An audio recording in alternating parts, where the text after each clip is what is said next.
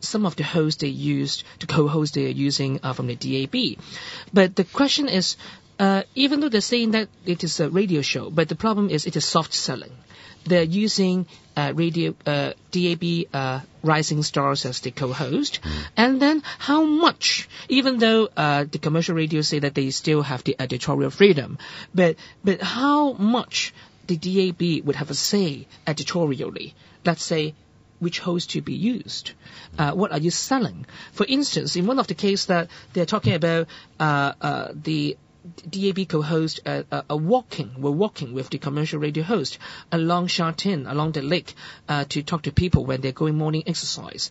And they ran into a DAB district councillor, which was absurd because people saying that we have never seen that district councillor such early in the morning, before 6. But suddenly it just turned out that they ran into her and discussing about district work. Oh my goodness. So it's a two-faced bastard. And you're saying that this has nothing to do with political advertising? Such soft selling was so ugly. And this is the issue which became controversial. You're right.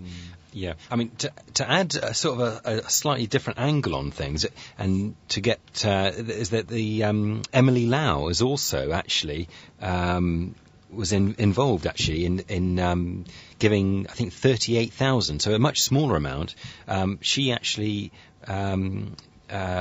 she bought some time also on, I don't know if that was in the Chinese newspapers or not, but it was reported in the English media, that she actually also, it's perhaps a bit embarrassing for her, isn't it?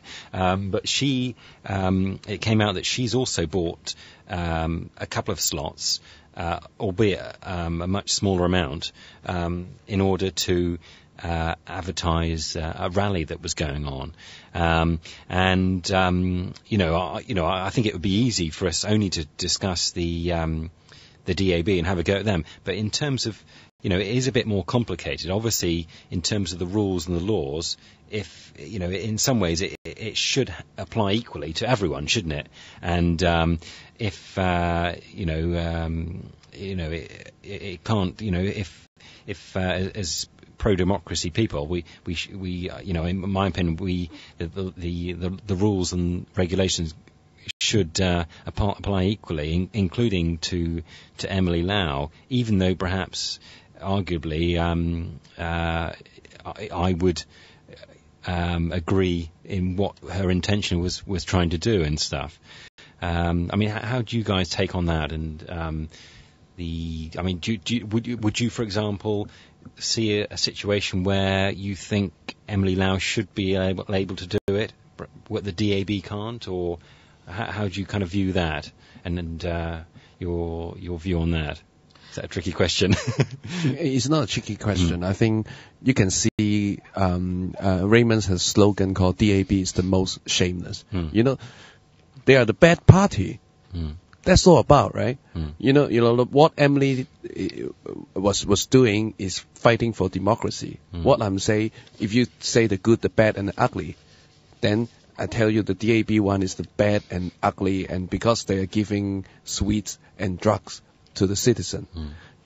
They have the money, they have the power, they have the backup by the China communists, and then they did such things like what can you you can say that you have to do the same thing as the lawmakers by the direct election, or the lawmakers vote by the functional constituency.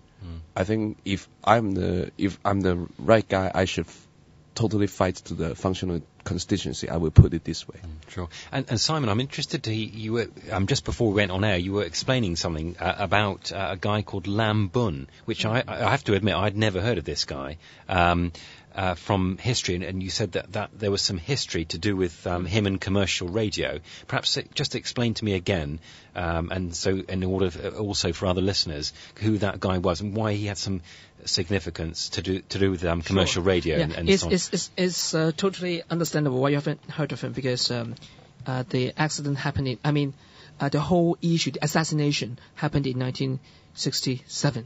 So you might not... It was before my around. time. It was way before my birth. Yeah. Yes. And so he was a host, was it, on commercial radio, this guy? I And he was just assassinated. pointing out the term accident because that word accident gave lots of fuss, but I will explain that later on of the whole thing. But the assassination happened in 1967 and during the riots in Hong Kong, the 1967 riots.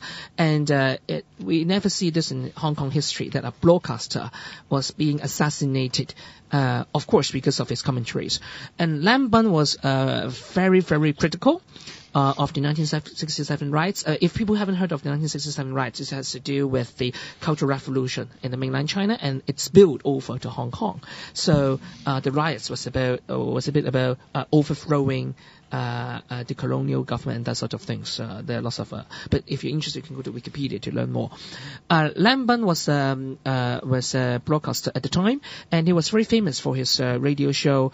Particularly, there was one on called Yuk Ba Bat Lang, which means that it's a pun. It was a forward idiom in Chinese, but it also implied that the leftists would like to do lots of protest, but they all failed.